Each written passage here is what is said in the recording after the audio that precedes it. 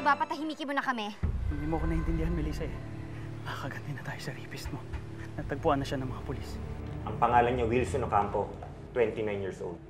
Pwede niyo makita yung suspect for your confirmation. Pero para matibay yung kaso ninyo, we have to get a DNA sample sa suspect na yan para i-match dun sa DNA na ebidensya nakuha natin sa'yo. I don't think it's a good idea na puntahan mo yung suspect. Kailangan kong makaharap ang lalaking yun para malaman ko kung siya ba talagang gumahasa sa akin o hindi.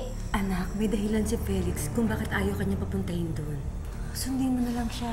Ewan ko dyan sa asawa mo. Alam mo, dapat siya kasama mo dito eh. Teka lang ah, sisiyan lang ako. Diyan ka lang, sandali. Ikaw ba si Wilson Ocampo? Oo. Magkakilala ba tayo? Ikaw ang gumahasa sa akin! Demonyo ka! Makasama mo!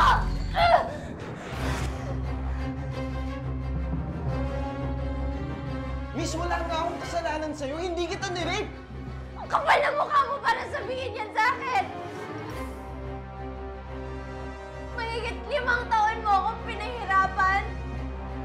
Akala mo siguro hindi ka na mahuhuli, ano? Hindi lang naman akong babaeng nirape mo. Napakasama mong tao! Kung ano man yung mga kaso ko ngayon, hindi totoo yung mga sinasabi ng babae yan! Inosente ako! Hindi ko magagawang maghahasa! Miss, mag-hunsdili ka. Ibaba mo yung baril, baka pumutok yan. Sinungaling ka! Dapat sa'yo ang patay! Hindi kita sinamahan dito para pumatay ng tao. Tama na! Mami!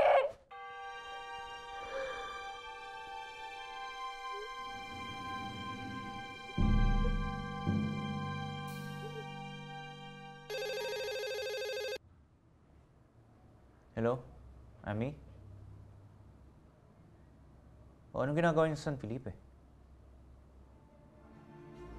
Ano? Sige, pumunta ako doon ngayon.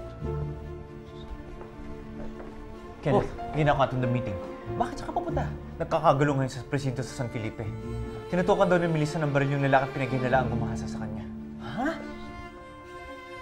Felix!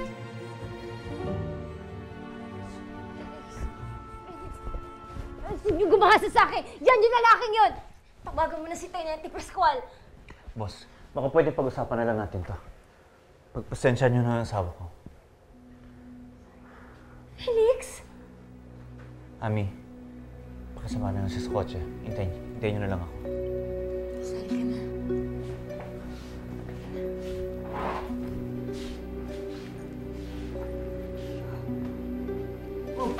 Melissa, tama na! Sige na.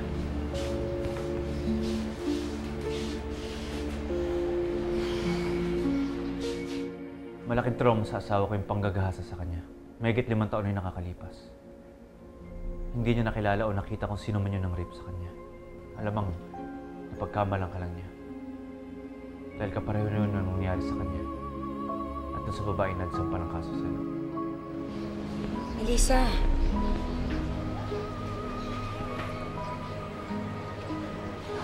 Halika na. Antayin na natin si Felix dito. Wala akong problema, sir. Huwag na lang sanang mauulit. Kasi masyadong delikado yung ginawa ng misis nyo. Sa susunod do, magsasampa na ho kami ng kaso. Sir, hindi ko po siya ginahasa. Di naman po ibig sabihin na may kaso ako ngayon, ako na rin ng rape sa kanya. Imposible po yung mga binibintang ng asawa niyo sa akin. Kailan lang nga ako nakalipat dito sa San Felipe? Alam ko, inosente ka. Salamat sa pag-intindi. Pasok na. Felix, bakit kailangan mo pa silang kausapin? Naniwala ka sa akin, yun nga yung lalaking gumahasa sa akin. Hindi ako pwedeng magkamali. Melissa, malalaman natin yung kapag lumabas na yung DNA test results. Sa ngayon, mas makakabuti kung uuwi muna tayo. Magpahinga ka na.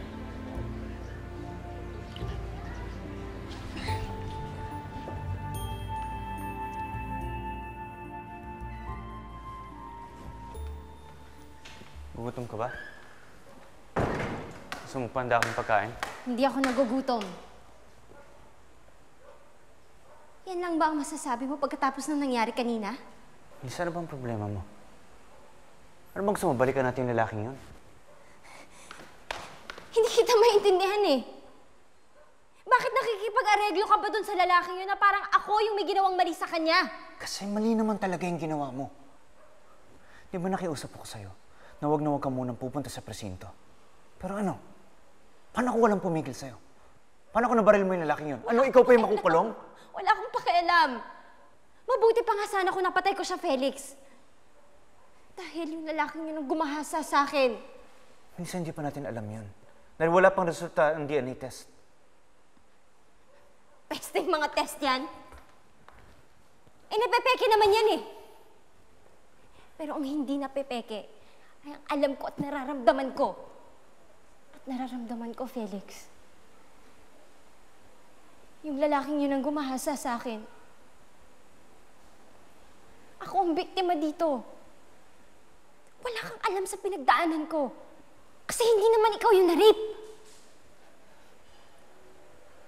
I'm sorry. Huwag na natin pag-awalan.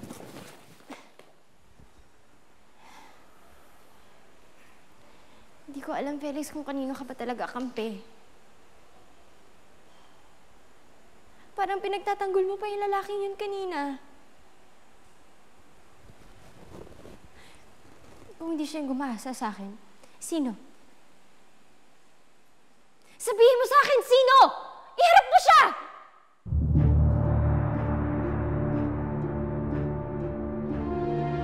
Ano?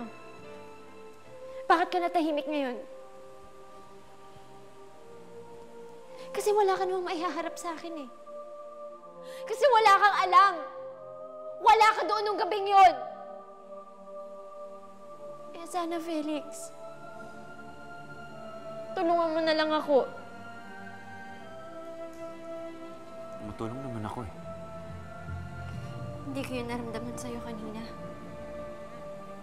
Mas tinutulungan mo pa yung lalaking yun kaysa sa akin. Magsama na lang kayo sa impyerno!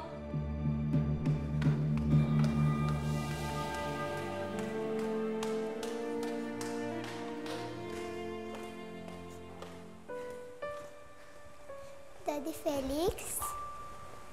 Inaaway ka ni Mami? Bakit po siya galit?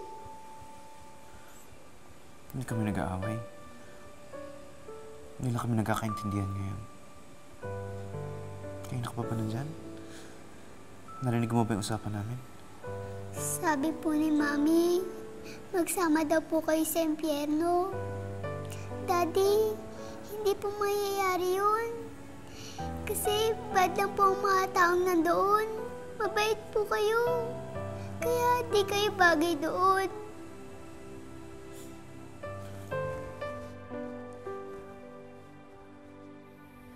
Ikaw naman, Ami, ba't kinonsinti mo pa si Melissa na samahan siya dun sa lalaking yon?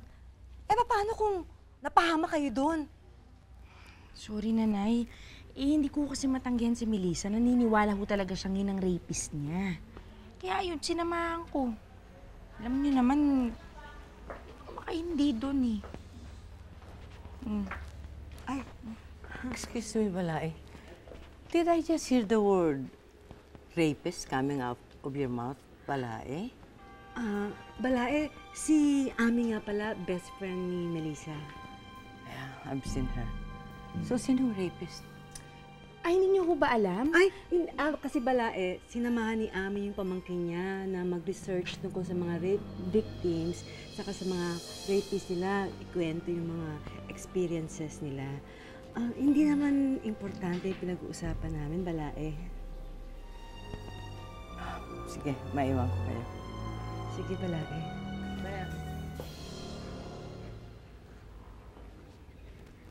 Ikaw talaga, Ami? Hindi pa talaga mapigilan yung bibig mo, ha? Eh, hindi pa ko ba alam nung biyanan ni Melissa kung ano nangyari sa kanya? Hindi ko alam kung alam niya. Hindi ko alam kung nasabi na sa kanya ni Felix. Natatakot lang ako kung alam niya na yung katotohanan. Iba kasi yung ugali niya si Ophelia. Iba siya kay Felix. Hindi ko alam kung matatanggap niya ang nakaraan ni Melissa.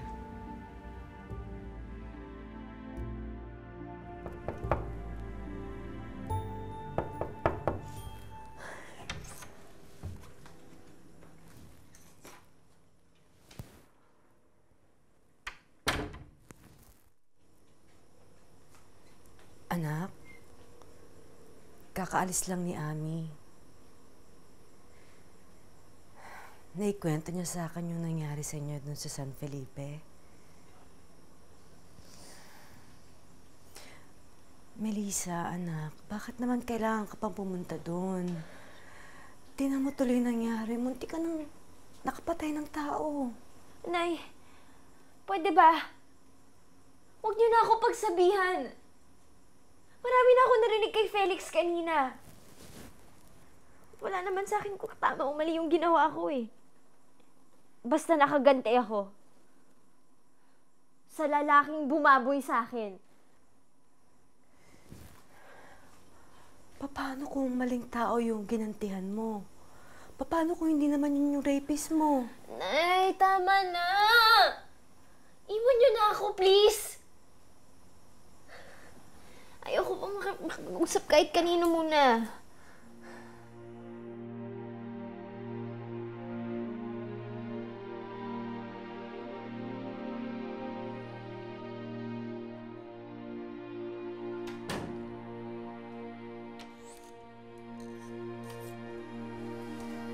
Mami? Narinig ko pong sinisigaw niyo si Daddy Felix kanina. Bakit niyo po siya inaaway? Eva, pwede ba? Huwag ka na sumabay sa pagsisermon sa akin. Bumalik ka na sa kwarto mo.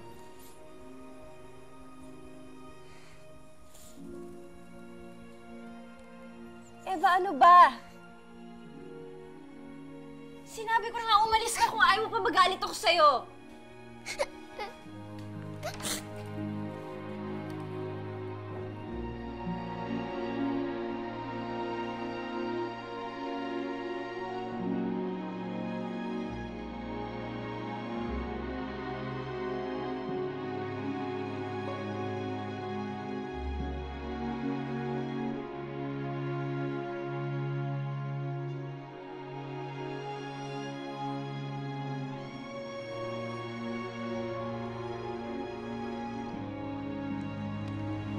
Eva?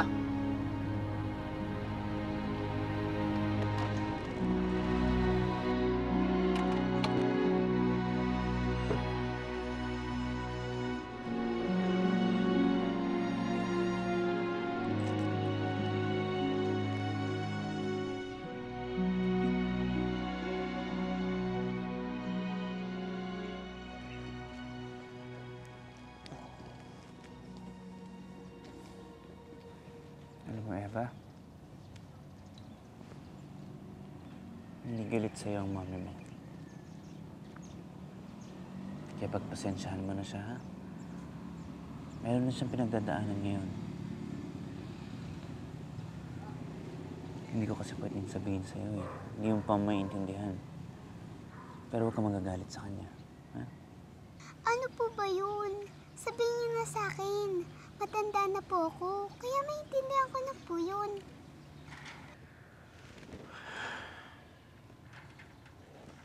Okay. Meron kasing taong nanakit sa mami mo. Kaya sobrang laki ng sugat na binigay niya sa mami mo. Hanggang ngayon hindi pa yung gumagaling. Kaya parati pa rin siyang umiiyak. Parati siyang galit. Pero huwag ka mag-alala, hindi galit sa atin ang mami mo. Lalong-lalo na sa'yo. May kaaway po si Mami? Sino ba yung masamang taong yun? Bakit niya sinugatan ng malaki ang mami ko? Kawawa naman si Mami. Kahit magkagalit kami ng mga kalaro ko, hindi naman namin sinusugatan ng isa't isa. Bad yun eh.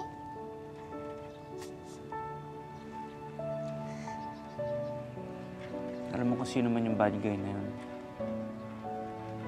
Sigurado ako pinagsisisihan niya lahat ng ginawa niyang pananakit sa mami mo. Walang isang araw na hindi siya humingi ng tawad sa Diyos.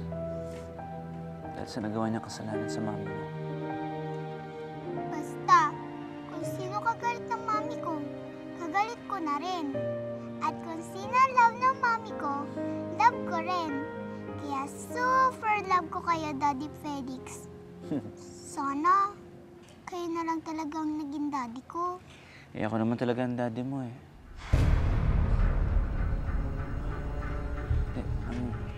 Eva, ibig ko sabihin, di ba? Ako na ngayon yung daddy mo.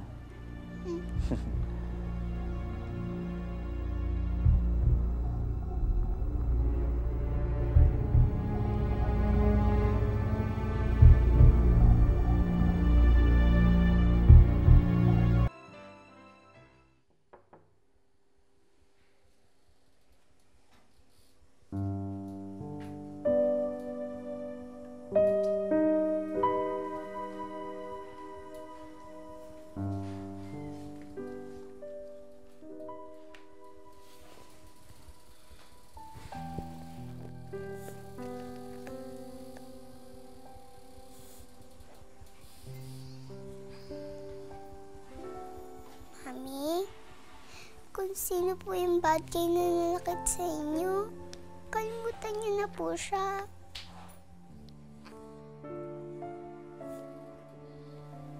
Sino nagsabi niyan sa'yo? Si Daddy Felix po. Sabi niya, yung bad guy na yun, sinugatan niya kayo. At masakit pa rin hanggang ngayon. Kaya nga po naglala ako ng panggamot para gamutin yung sugat niyo. Saan po ba banda, Mami? Para gumaling na siya. Kasi ayoko po umiiyak kayo palagi. Alam niyo po, kapag may sugat ako, iniisip ko na wala yun.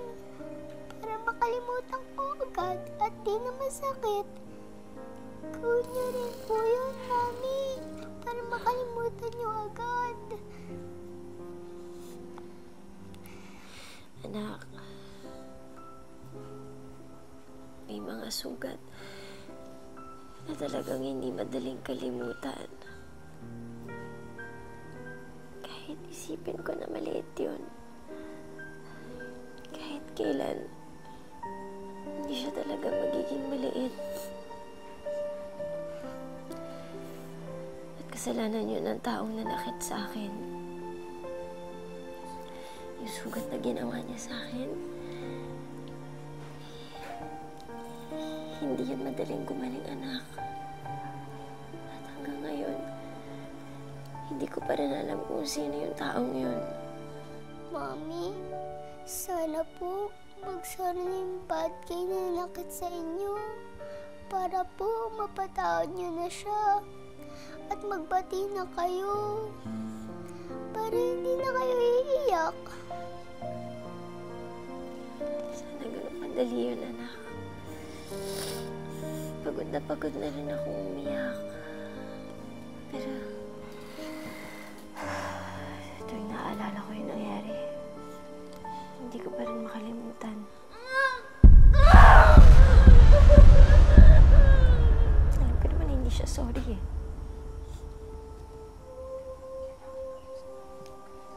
Sakit-sakit ang ginawa niya sa akin, anak. Sobrang sakit. Sana, Mami. Wala naman siya dito eh. Kahit sinaktan ka niya, nandito naman kami ni Daddy para sa'yo. Hindi na ulit lalapit yung bad guy na yun. Kasi babantayan ka namin palagi.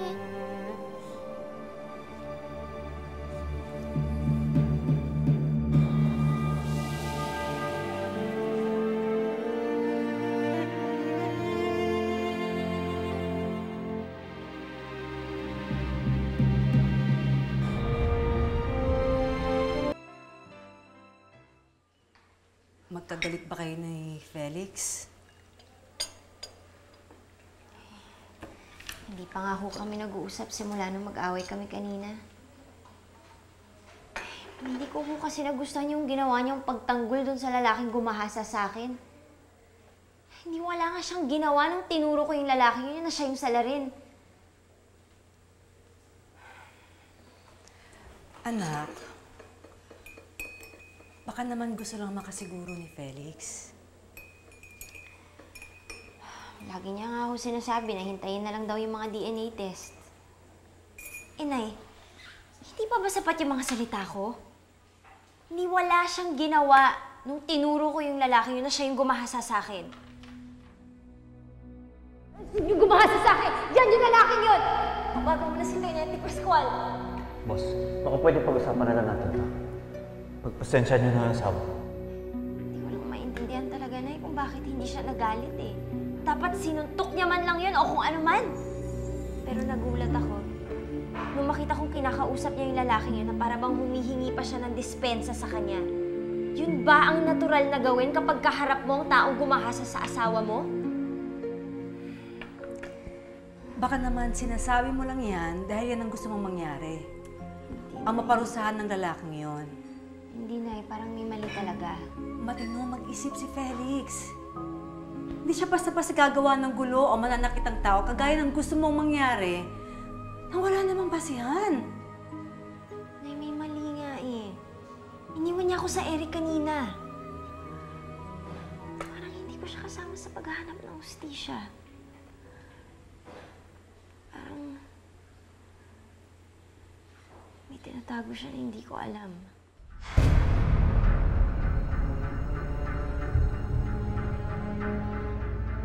Kampo, laya ka na. Ha? Sigurado ka? Oo, sumama ka sa kotse sa labas. Magbigay-pugay ka dun sa tumulong sa'yo.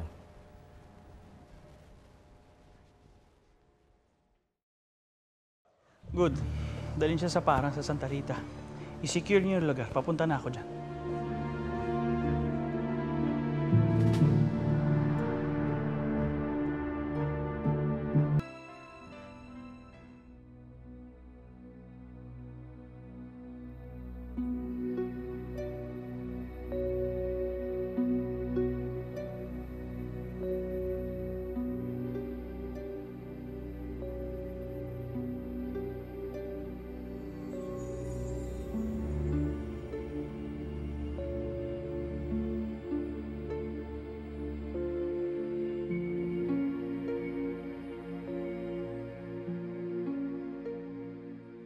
Sorry. Lisa, it's just me.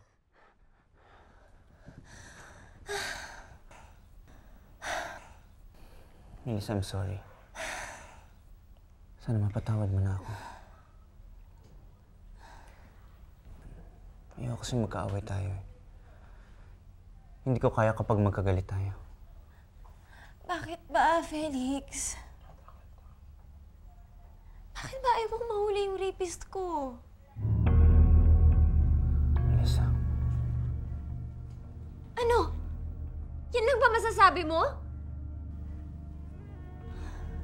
Sa 5 taon na magkakilala tayo, Felix. Ni minsan, hindi mo ako tinulungan na mahanap yung rapist ko. Si Roberto pa yung tumulong sa akin. Hindi ko lang kasi maintindihan eh. Sabi mo, mahal mo ko. Kung mahal mo talaga ako, dapat gusto mo matahimik na ako. Gugustuhin mo mahuli na yung rapist ko. Pero bakit parang ayaw mo? Kalimutan mo na yung nakaraan mo, Melissa. Hindi ko nga makalimutan, Felix! Melissa, parang awa mo na kalimutan mo na yung nakaraan mo, please. Hanggat malaya ang hayop na yun, hindi ako matatahimik! Felix, umalis ka na nga! Please, umalis ka na! Hindi talaga kita kaya harapin ngayon.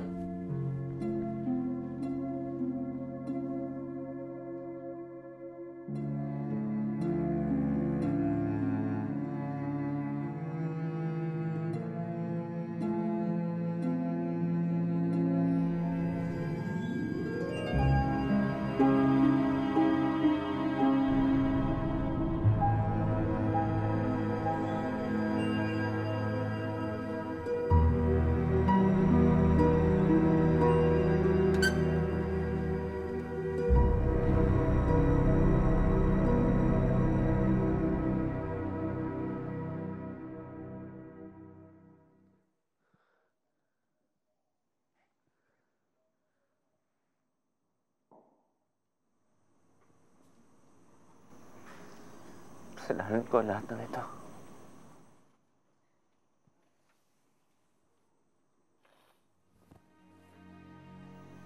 Panginoon,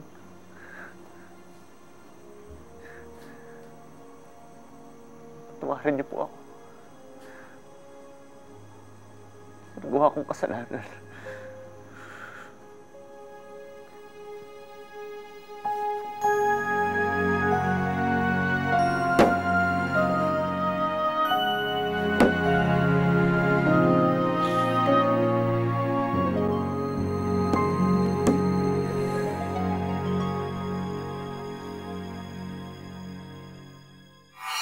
Masaya sana ako ngayon.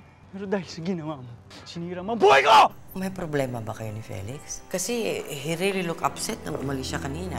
Ah! Ayoko na! Sabihin mo nga ng problema mo, ano ba nangyayari sa'yo? Kasi gago ako.